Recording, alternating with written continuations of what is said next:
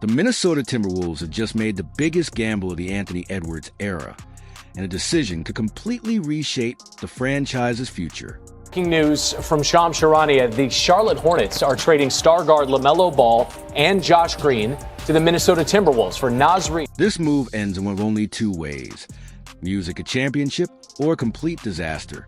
There is no middle ground. Music. The moment it became official, the basketball world was split down the middle.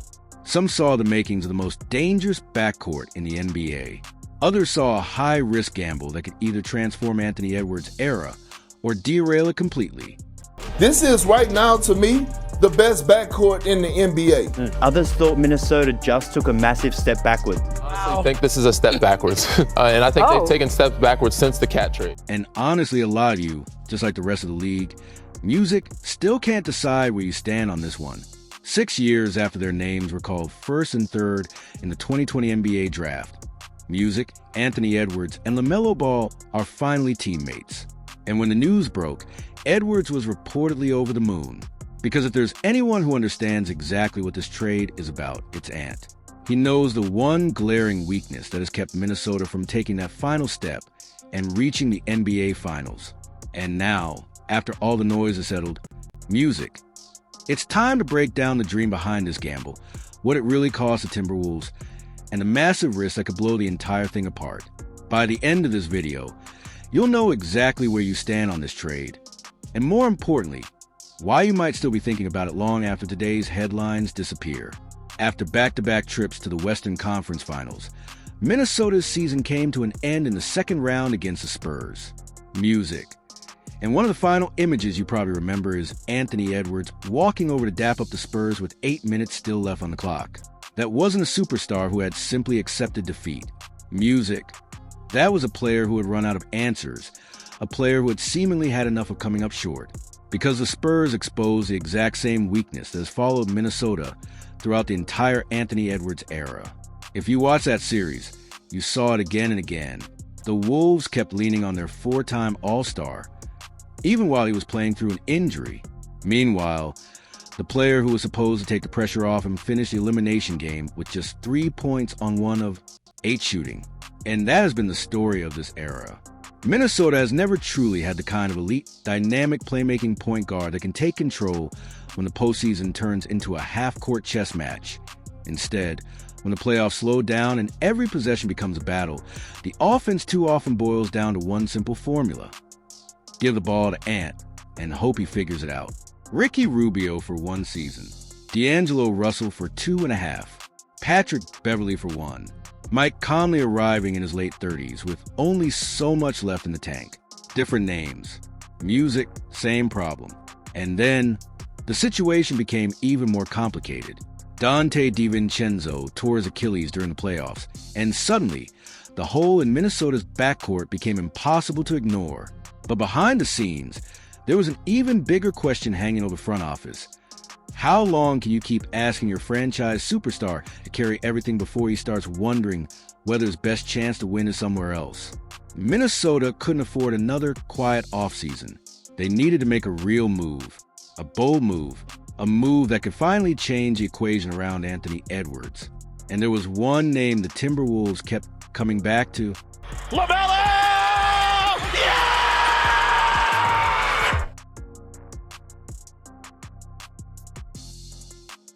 On paper, the fit looked almost too perfect to ignore. LaMelo Ball averaged 20, 1 point and 7, 1 assist this past season while playing in 72 games, his highest total since 2022. But those numbers only tell part of the story.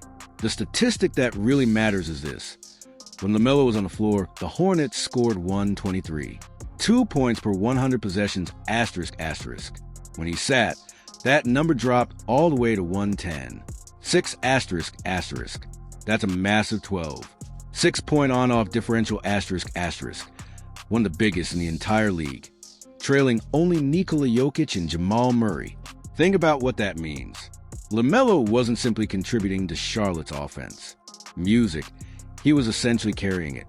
And according to ESPN's Brian Windhorst, that's exactly the type of offensive engine Minnesota had been searching for. For years, The Timberwolves needed someone who could create, control the tempo, and take pressure off Anthony Edwards when the game slowed down. Now, they may finally have that guy. Minnesota, this is a move to get Ant Edwards the kind of backcourt running mate that he needs. Ant Edwards was a guy that people, after Giannis getting traded, were like, is this the next star player to be traded? He has watched Karl-Anthony Towns go to New York in a trade that ended up not working out and win a championship. Where is his mind, his head at? He's tired of being double teamed. They get him a dynamic scorer in the backcourt. You throw a double team in Ant Edwards with LaMelo Ball on the court, you are playing with fire. LaMelo will drop 10 3-pointers on you in the blink of an eye. And so this is what their move is to accomplish this. Ant and Melo were both among the 5 most prolific pull-up three-point shooters in the NBA last season. Music. And that puts them in extremely rare company. Since the league began tracking the statistic, only 2 other duos have reached the same mark. James Harden and Chris Paul with the Rockets, and Damian Lillard and CJ McCollum with the Blazers. And in both cases, their teams finished with at least the second-best offense in the NBA. Did you know that before today? If that stat surprised you, let me know in the comments. But here's where things get really interesting. Anthony Edwards shot nearly 50% on catch-and-shoot threes this season, the best mark among the 308 players who attempted at least 75 of them. Sounds incredible, right? Well, not until you see the problem. Only 28% of Edwards' three-point attempts came off the catch. The other 72% came off the dribble, where he shoots roughly 14% worse. Think about that for a second. One of the NBA's most efficient catch-and-shoot weapons spent most of the season creating his own threes because Minnesota simply didn't have enough players capable of creating those opportunities for him. Now imagine changing that with LaMelo Ball, a 6', 7-point guard with elite court vision, creative passing ability, and the rare skill to manipulate an entire defense with a single move. For the first time in his career, Edwards can spend significantly more possessions playing off the ball, fly around screens, attacking closeouts, cutting into open space, and getting the clean catch-and-shoot opportunities that have quietly become one of the most efficient parts of his offensive game. LaMelo also finished 5th among point guards in total assists this season, while knocking down the second most three-pointers at his position. But Minnesota's front office believes his real value goes far beyond the stat sheet. Start with what he can do for Rudy Gobert. Since arriving in Minnesota in 2022, Gobert has never consistently played alongside a truly elite lob passer. For years, he has spent possession after possession setting screens, rolling toward the rim, and simply hoping the ball eventually finds him. LaMelo could change that almost overnight. Few guards in the league can throw lobs with his combination of timing, touch, and creativity. Music. Now pair that with Gobert's massive catch radius and elite rim-running ability, and suddenly one of Minnesota's biggest offensive limitations could become a genuine weapon. But it doesn't stop there. Ball loves to push the pace, constantly looking to create before the defense has even settled into position. Music. And that's another area where Minnesota has quietly struggled during its recent playoff runs. With Gobert sprinting from rim to rim and Edwards filling the lanes, the Timberwolves now have the personnel to generate easy points in transition instead of grinding through every half-court possession. On paper, Edwards and Ball have the talent to become the most difficult backcourt in the NBA to defend. And more importantly, this isn't simply a talent upgrade.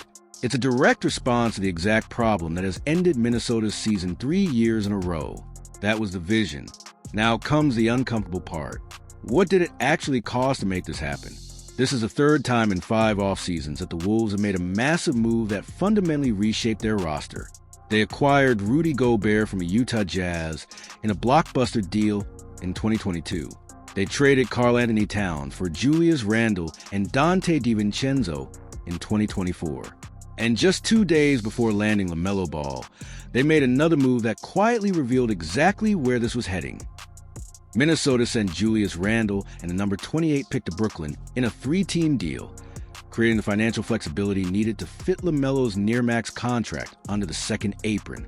In return, they received the number 33 pick, Isaiah Evans, and some much-needed financial relief. At the same time, they locked up Ayo Dosunmu on a 5-year, $112 million deal. But that was only the setup. Here came the main event. Naz Reid was headed to Charlotte. And if you're not a Wolves fan, It's difficult to understand just how significant that really is. This wasn't simply the 2024 Sixth Man of the Year getting traded. This was the heart and soul of the Timberwolves walking out of Minnesota. Reid was the ultimate underdog story. Undrafted out of LSU. Overlooked before he ever stepped onto an NBA floor. And somehow, he became one of the most beloved players in franchise history. He represented everything this version of the Timberwolves stood for. And he wasn't just a fan favorite. He was a critical part of their success. Reid averaged 13, 6 points and 6. 2 rebounds while shooting 37% from 3, giving Gobert the rare luxury of playing alongside a stretch big who could punish defenses from the perimeter without sacrificing size. In the span of 1 week, Minnesota traded both Randle and Reid. They effectively wiped out their entire power forward rotation. But the players weren't the only price. Minnesota also surrendered its future, a 2033 unprotected first-round pick, 3 first-round pick swaps, and 3 second-round picks. That essentially every meaningful draft asset the franchise had left.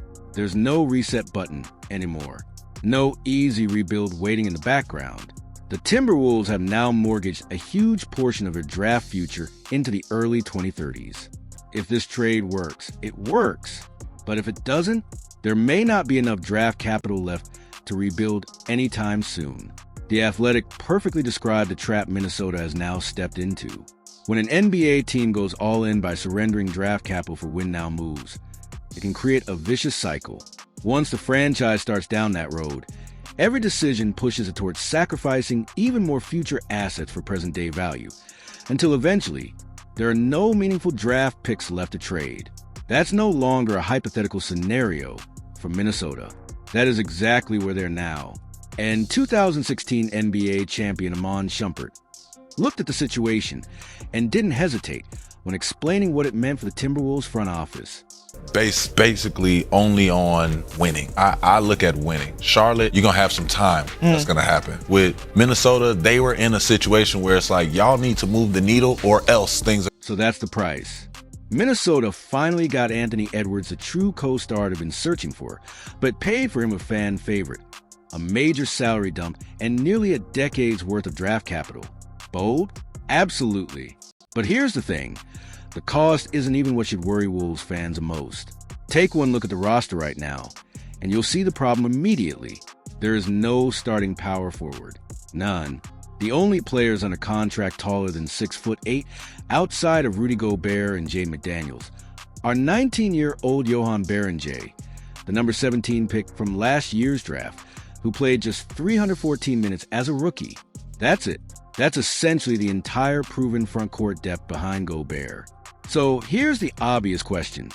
Is a teenager with 1 season of limited bench minutes really the backup plan for a team with championship aspirations? And who exactly is playing the 4? For years, Minnesota built its identity around size. Gobert, Randle, and Naz Reid gave the Timberwolves one of the deepest and most versatile front courts in basketball. Now, Gobert is the only established big man left standing. And that should concern you far more than most of the headlines surrounding this trade. Because last season, the Timberwolves played more than 200 minutes with 2 bigs on the floor, and just 73 minutes with Gobert as the lone big. That wasn't some random rotation quirk. That was the blueprint. It was how Minnesota survived against the Western Conference's biggest and most physical contenders, including Oklahoma City, San Antonio, and Denver. Now Gobert is being asked to carry more defensive responsibility than ever before, entering his age 34 season as the only proven interior presence on the roster. And then there's LaMelo. For all of his offensive brilliance, Ball has never been known as a lockdown defender, or even a particularly consistent one. Opposing teams are going to target him every night, and that creates a serious problem. You could move Jaden McDaniels up to the 4 to compensate, but that comes with its own cost.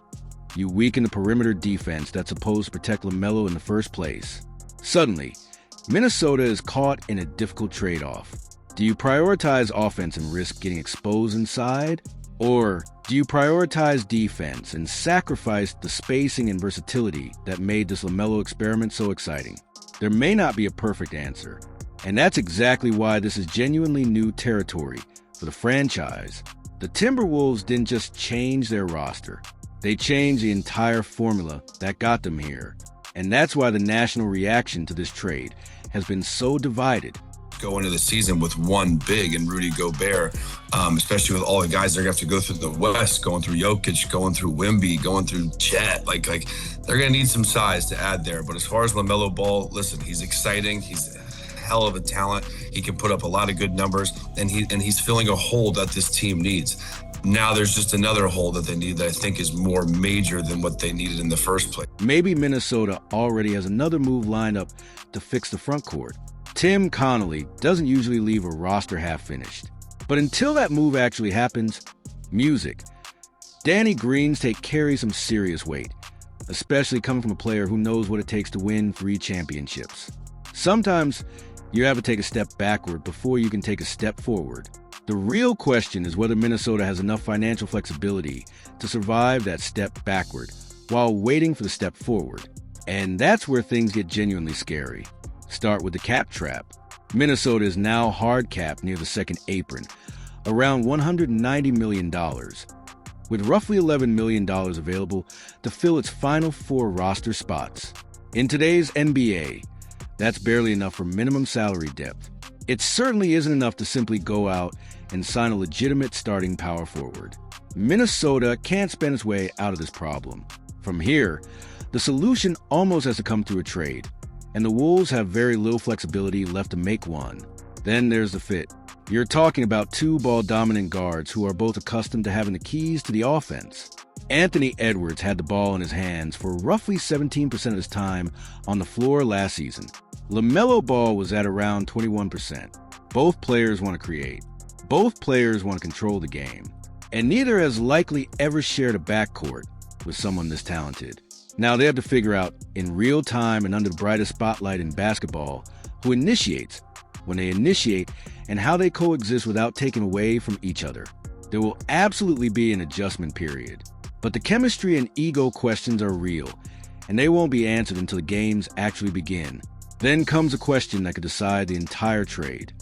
With young cores built to compete for years to come, Minnesota is betting that this new group can challenge them right now. So, does LaMelo Ball change everything for Minnesota? Yeah, he does. He addresses the biggest weakness that has killed this team 3 straight Mays. He gives Anthony Edwards the co-star he's never truly had. He transforms an offense that became predictable under playoff pressure into a backcourt that could be nearly impossible to defend. But whether he changes everything for the better or for the worse is still completely unknown. The version where it works, it looks like a real NBA Finals run. Finally, after 3 years of coming painfully close, Minnesota could take that final step. The version where it fails, it could become the biggest collapse of the Connolly era. But here's the thing, they had to make the move. Now, LaMelo simply has to stay on the floor long enough to prove that everything Minnesota gave up was worth it. Maybe that's the entire story right there. This is the part of the movie where you already know what the lead character is about to say. Music, it's crazy, but it just might work. So where do you land on this one? Is the Anthony Edwards LaMelo Ball backcourt a legitimate championship contender? Or did Minnesota just mortgage its entire future for a star who has struggled to stay healthy consistently? Let me know what you think in the comments. And if you enjoy deep dive NBA stories like this, make sure to like the video, subscribe to the channel, and turn on notifications so you don't miss the next one. Thanks for watching, and we'll see you in the next one.